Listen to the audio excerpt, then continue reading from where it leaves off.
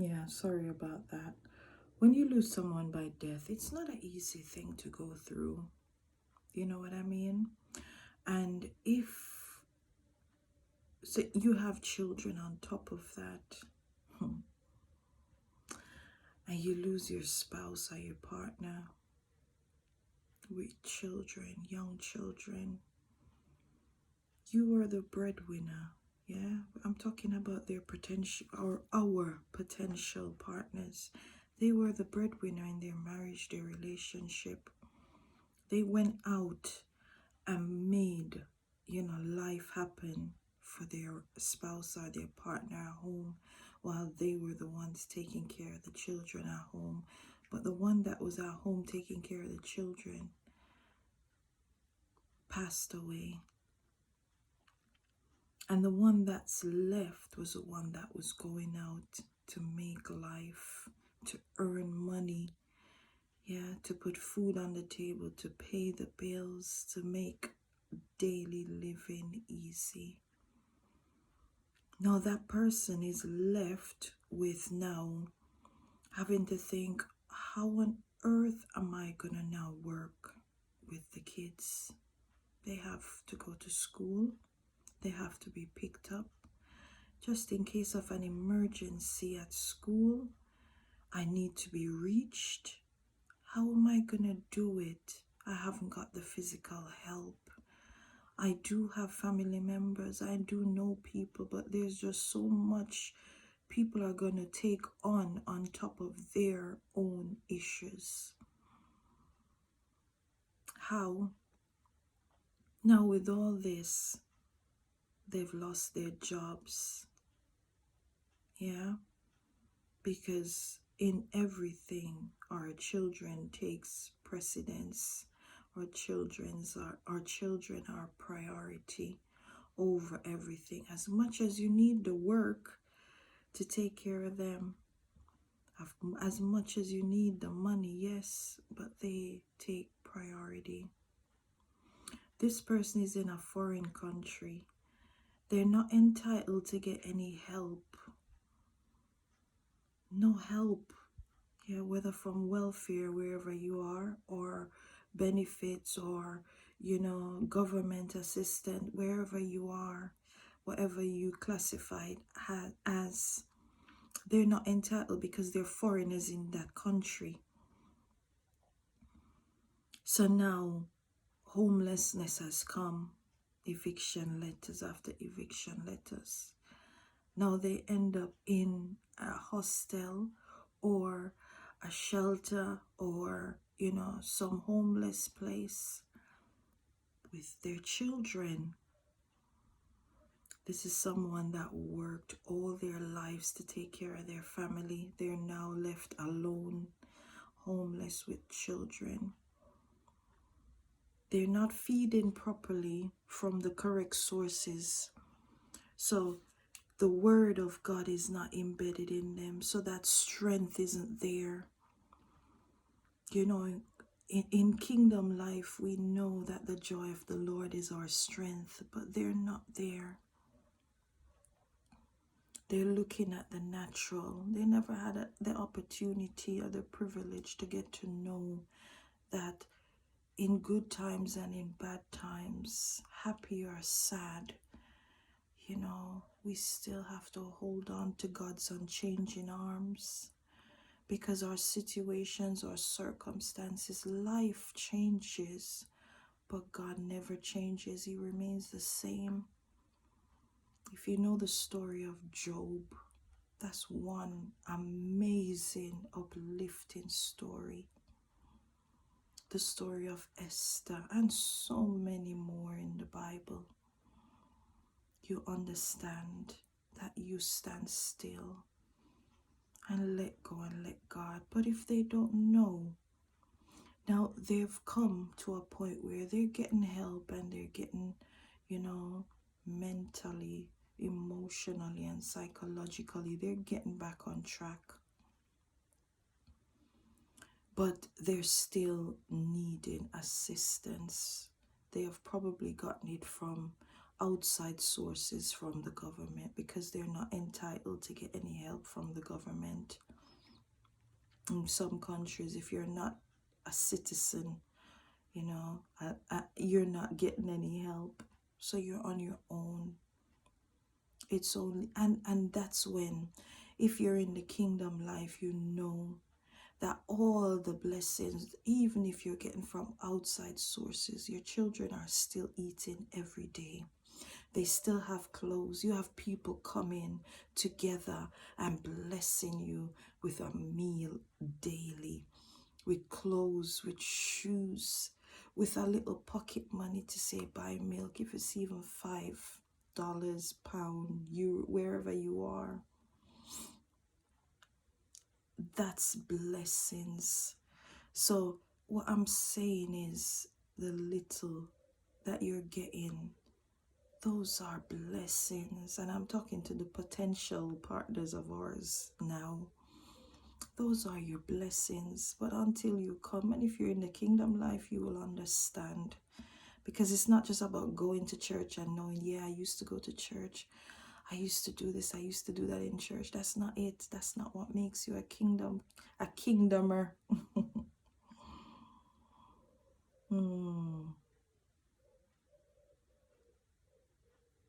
It's getting to know and understand. Live, lead, and love with God. Live, lead, and love with God. Live, lead, and love with God. Yeah.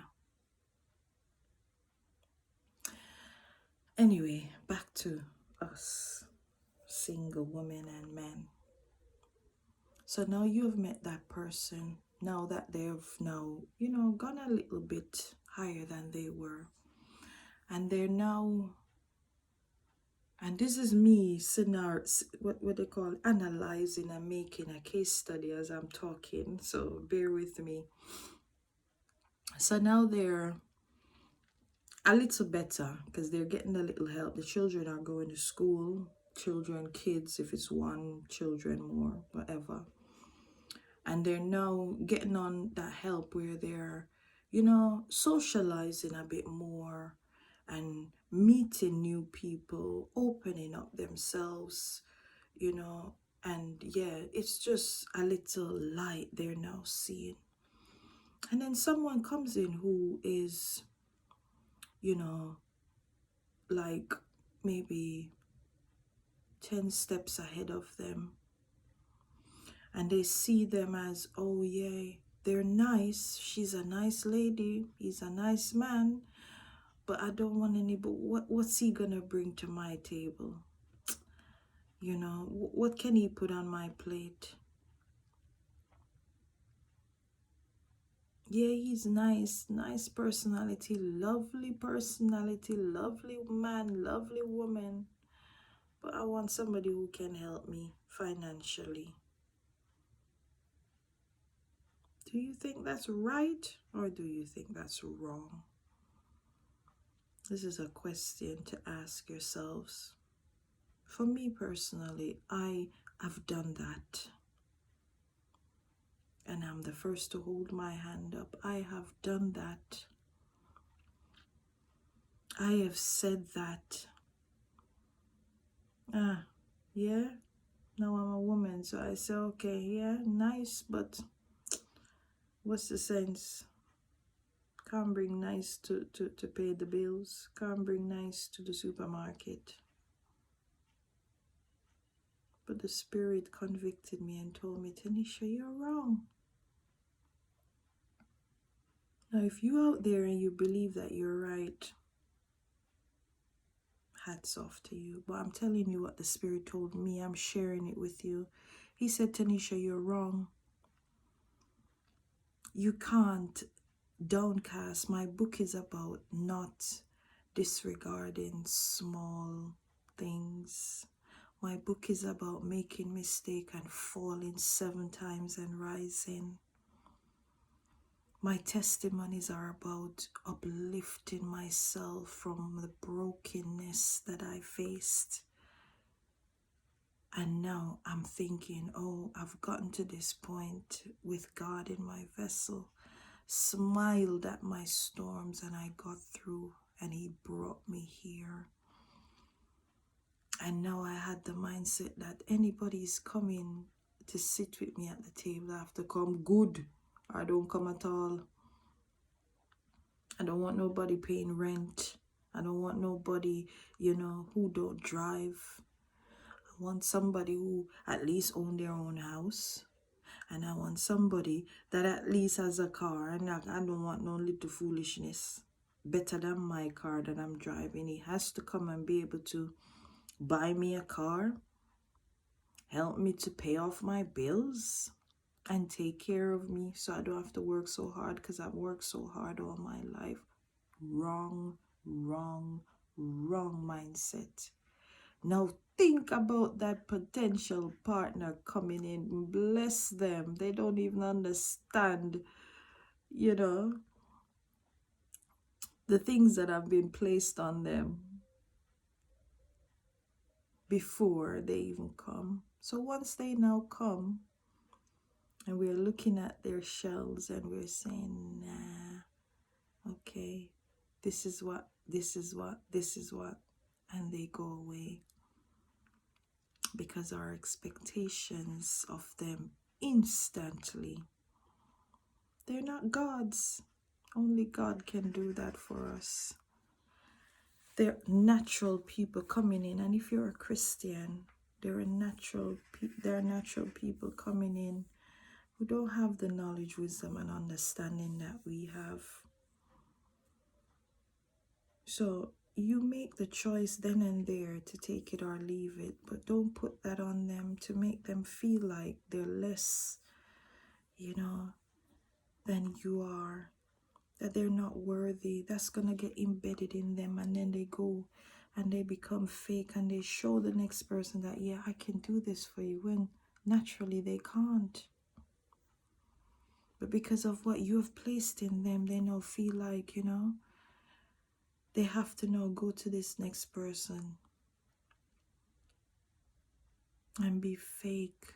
And then that rips them inside, and eventually will fashion off and rub off on the little short relationship that you've just started. And this is where I was corrected in my thought process. And I took it and I received it. Of course, I would desire to have someone that comes in ready financially to say, oh, you have debts? Oh, let's take care of that. Oh, you're renting? Let's buy a house. Oh, that car. Let's go get you a better car. Love it, love it, love it, love it, love it. But we have to be mindful that when these potential people come, our mindsets, our speeches, our attitudes, our actions, our receiving is ready for them at the point where they are. Even if they were homeless and now getting up there, it's not because all the time. It's not all the time. Yes, you have to be wise and use the spirit of discernment and ask God to guide and lead you. This is why He told me, because I ask Him constantly, Father, you make the choice for me. You lead me and guide me. You correct me where need be and get me ready for when He comes.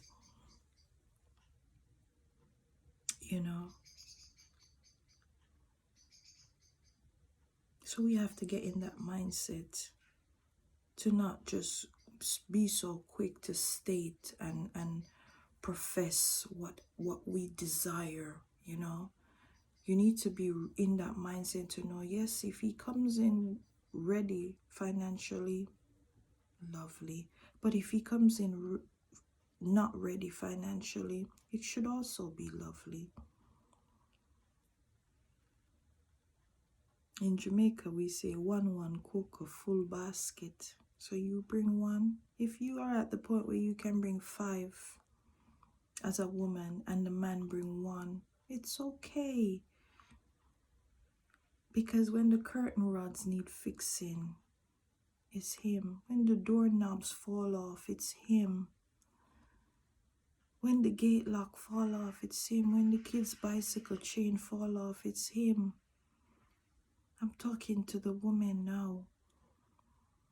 You can't just look at him as all in good for just get up at morning time and fix this and fix that. Are you fixing it? Are you doing it? Don't judge.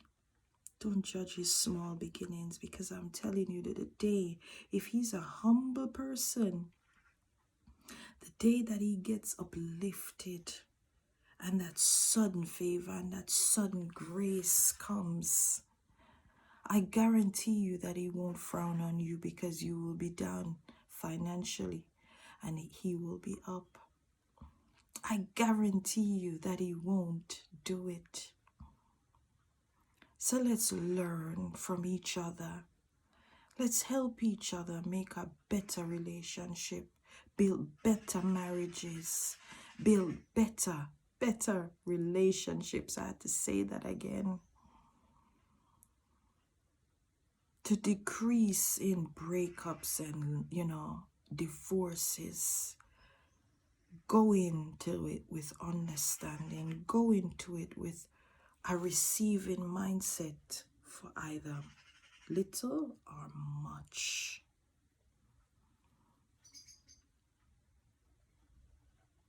So take that with you this morning, this evening, tonight, and feed. Take whatever is yours, leave whatever is not, but share if need be.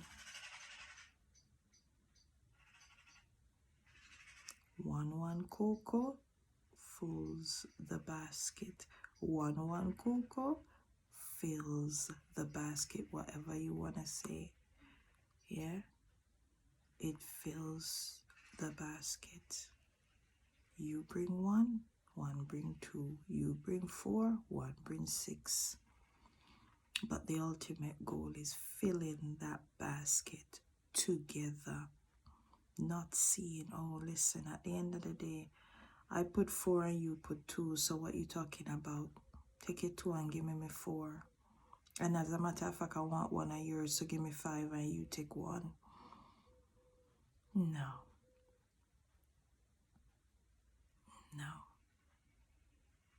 Learn to receive. Learn to receive little or much. And then when you learn to receive the little or much, then it's now your choice to accept it or leave it. You don't have to accept it. I'm not telling you to accept it. I'm telling you to receive it for what it is. Don't when they come in to say, oh, this is what I expect you to do. This is what I desire. This is what I want.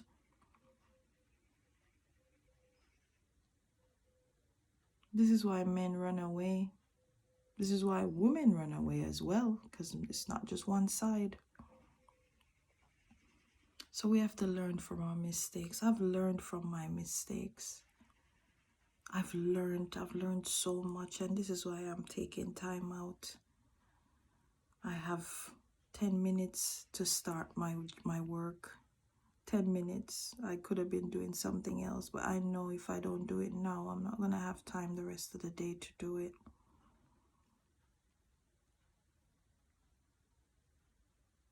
And I want to help someone else to be a better wife, to be a better partner, to be a better husband, to be a better partner, to be a better friend, and this is not just for marital relationships. It's as a sibling, a sister to a sister, a brother to a brother.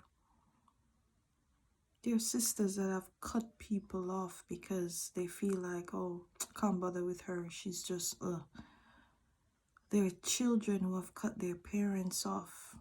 There's parents who have cut their children off because they feel like, oh, they, nah, I'm not, forgive me. Let me call this one. And they gravitate to the child that gives them more, and turn back on the one that gives little. But then one day, suddenly, the one that they turn their back on that was giving little is the one that's now giving much. Don't do it. Don't do it. Receive them. Because the favor of God and the grace of God has no limitation. And it surrounds you constantly. It invigorates, it illuminates, and it enlightens me. And grace and favor has made me a superwoman. So now I stand supremely to share, to lead, to live, and to love through grace with God. God bless you.